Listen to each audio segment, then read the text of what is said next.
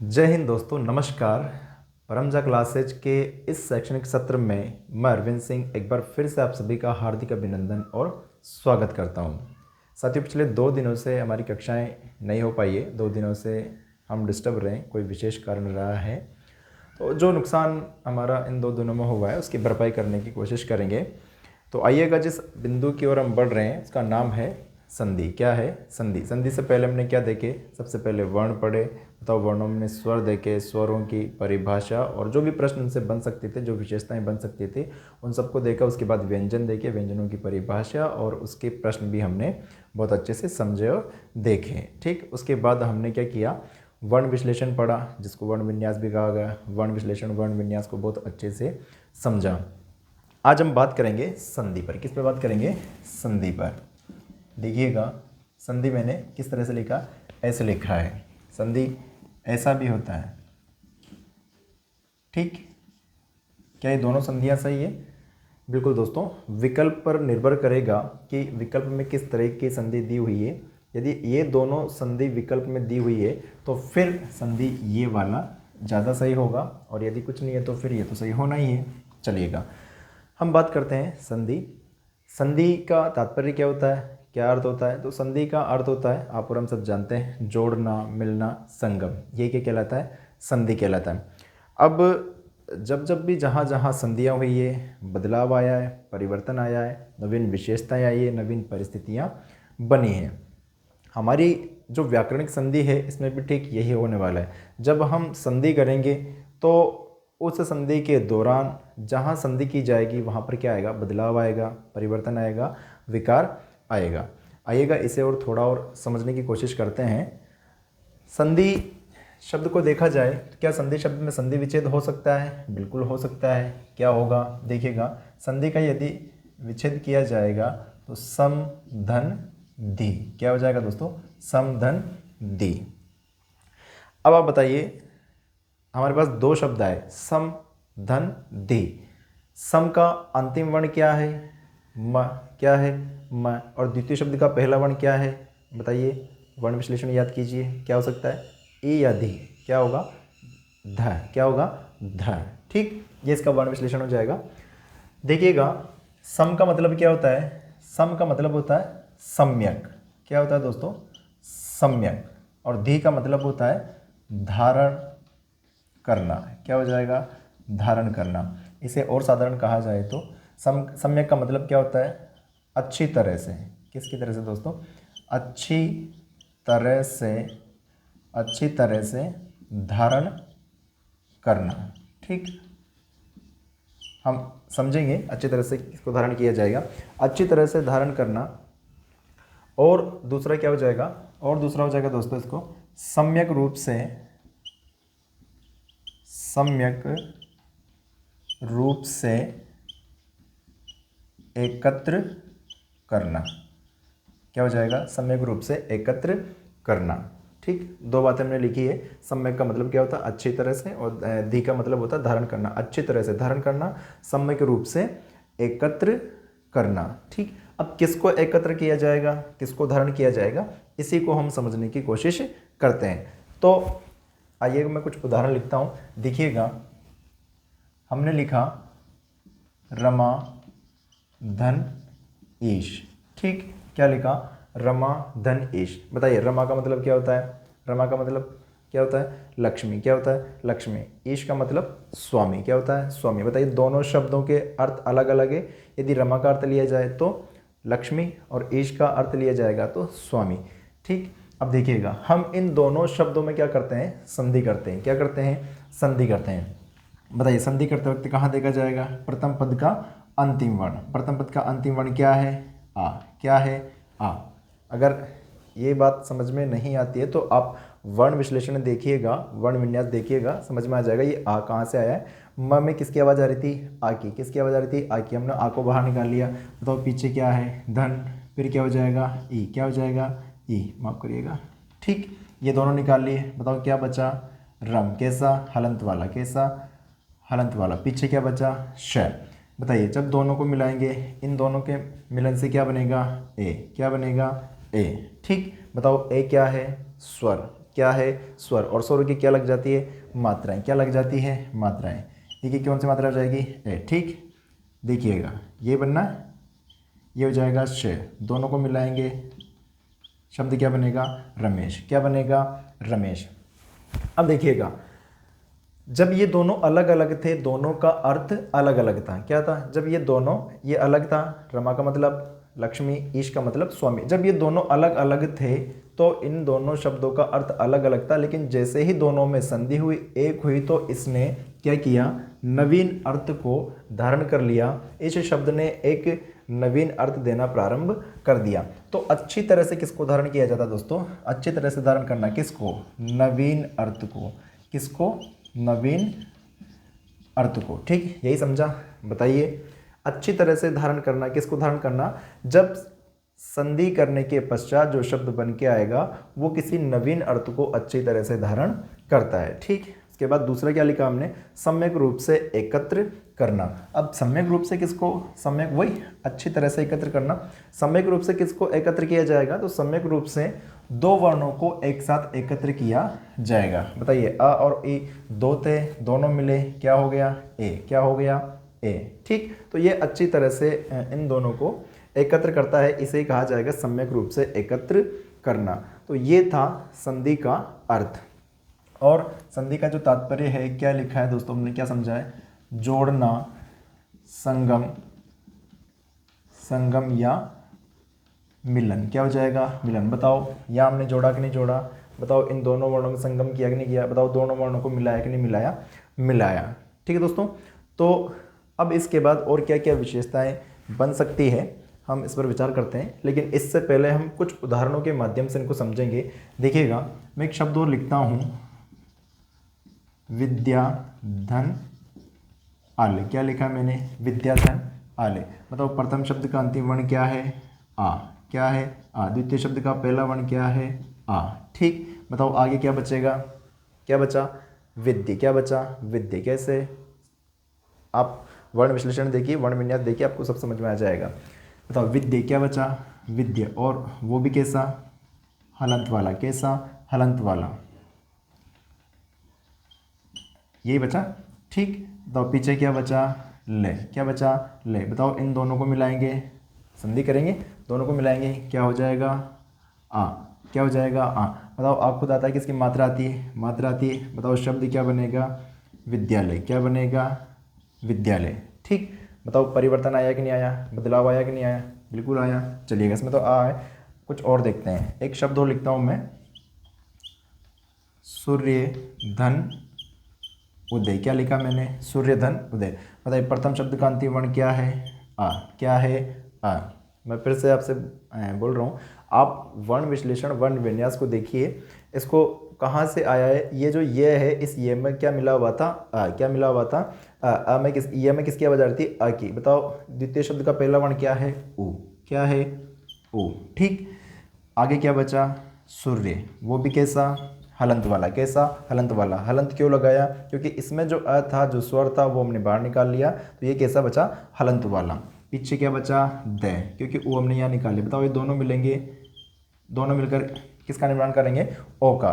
ये हमने स्वरों में पढ़ा था, किसका निर्माण करेंगे, ओ का। बताओ ओ की क्या लग जाएगी, मात्रा, और शब्द क्या बनेगा, सूर्योदय, क्या बनेगा, सूर्योदय। ठीक, यही बनना है, यही बनना है। चलिएगा और उदाहरण देखते हैं। एक शब्द और लिखता हूं मैं, राका,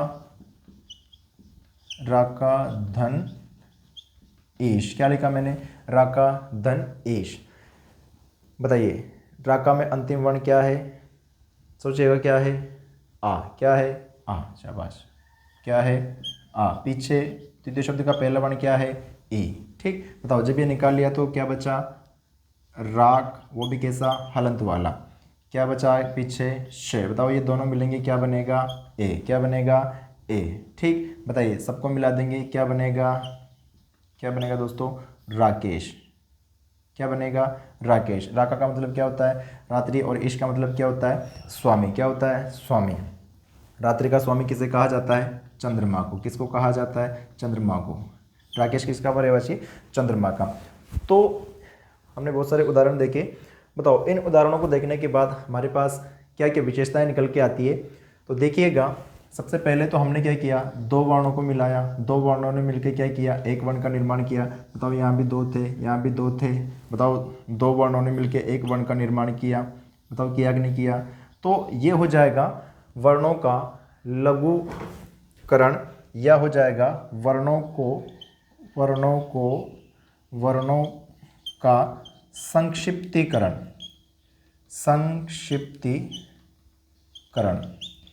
संधि करते वक्त वर्णों का क्या होता है दोस्तों, वर्णों का संक्षिप्तीकरण होता है। क्या होता है, वर्णों का संक्षिप्तीकरण होता है। इसके साथ साथ और क्या विशेषताएं बन सकती है, बताओ। जब संधि की हमने तो प्रथम शब्द का अंतिम वर्ण देखा और द्वितीय शब्द का पहला वर्ण देखा, जबकि मैं एक शब्द और लिख देता हूं आपके सामने। जैसे राकेश का आपने किया तो राका का क्या हो जाएगा दोस्तों, र धन आ धन क धन आ धन, उसके बाद क्या हो जाएगा, धन ई और धन शे धन अ, ये होगा। ठीक, बताइए संधि हमने की है तो संधि इन दोनों वर्णों में की है हमने इस वर्ण को उठाकर इसके साथ संधि नहीं की, इसको उठाकर इसके साथ संधि नहीं की। दो जो बिल्कुल नज़दीकी वर्ण थे, अड़ोसी पड़ोसी वर्ण थे, उन दोनों वर्णों के मध्य हमने संधि की। तो संधि में और क्या होता है दोस्तों, संधि में दो निश्चित वर्णों के मध्य, संधि में दो निश्चित, ये निश्चित होता है दोस्तों, जो दोनों अड़ोसी पड़ोसी वर्ण होते हैं, दो निश्चित वर्णों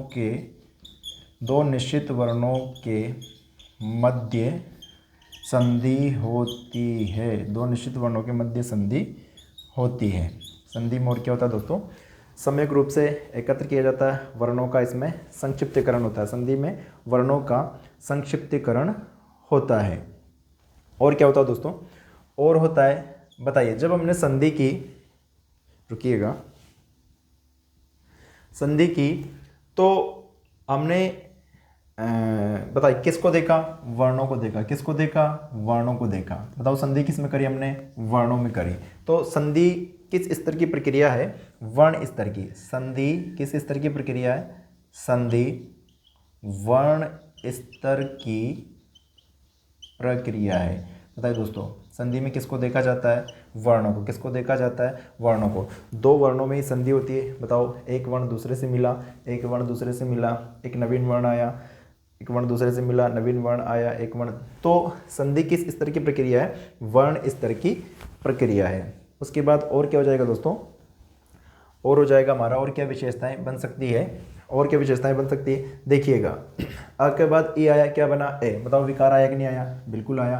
बताओ अ के बाद आ आया, इसको छोड़िए, इसमें विकार तो आ रहा है, पर इसको देखते हैं, किसको, रमेश हो गया। उसके बाद सूर्य, देखिए आ के बाद ऊ आया, बताओ क्या बना, ओ बना। बताओ विकार आया कि नहीं आया।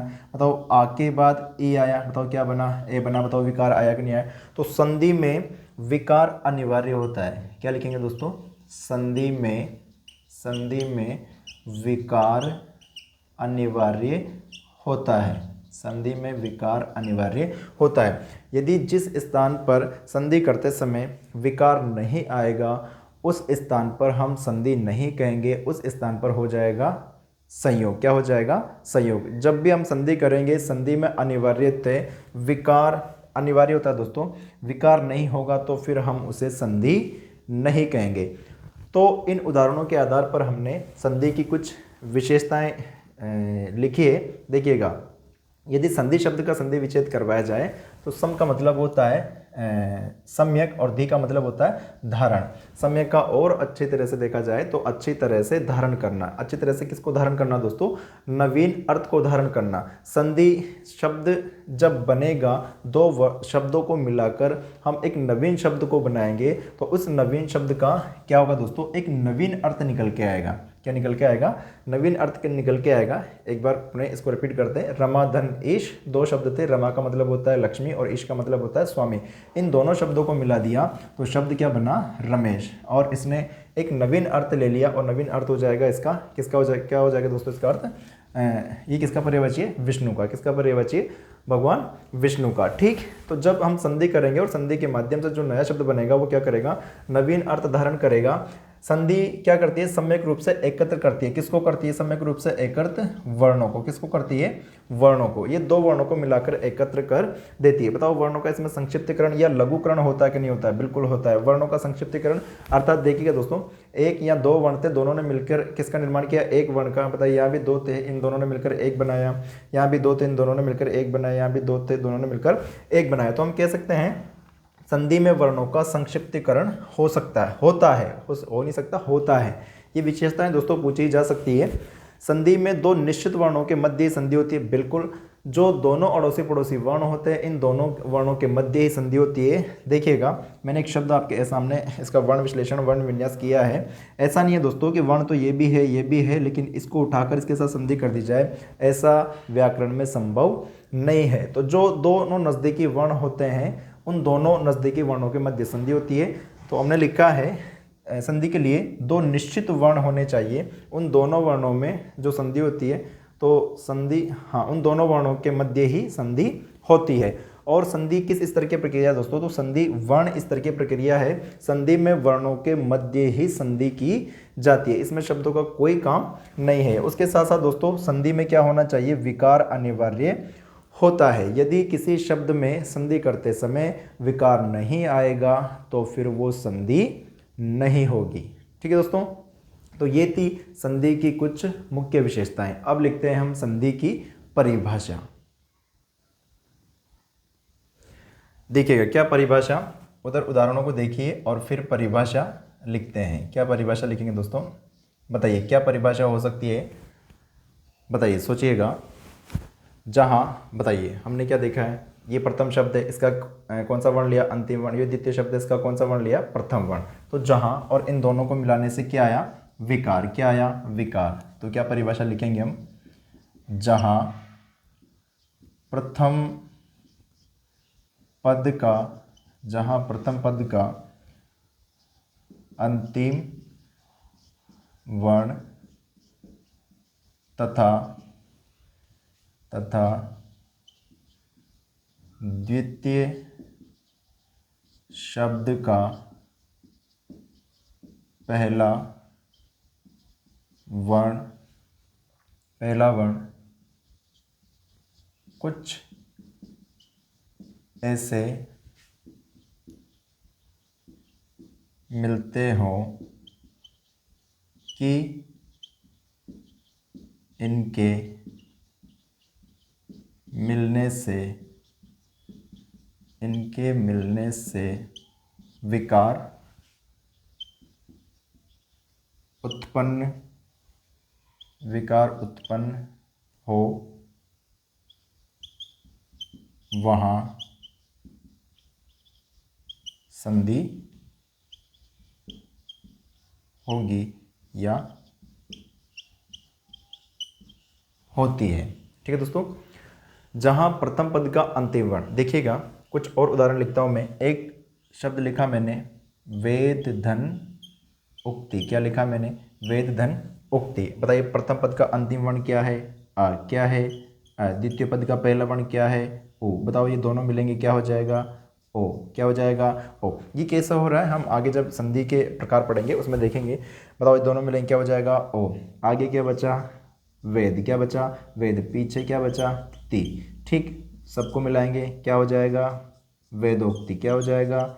वेदोक्ति। ठीक, एक उदाहरण और देता हूँ, देखिए दोस्तों।